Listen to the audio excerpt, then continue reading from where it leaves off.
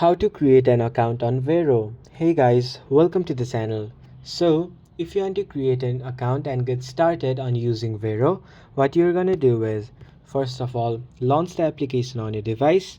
After you do that, tap on Join Today. Now, the first thing you're gonna do is enter your date of birth. After you enter your date of birth, tap on Next on the top right corner of your screen. After you do that, enter your full name. After you enter your name, Vero will ask you for your email. Enter your email over here and then confirm it again. Af- After you enter your email, you can create your own password on Vero. So create a password that will be easier for you to memorize. After creating a password, you can simply tap on Next. Then add your phone number over here. After that, you will be sent a code to your phone number. After you enter your code, tap on Next. Then enter a username for you, or you can tap on skip from over here and skip it.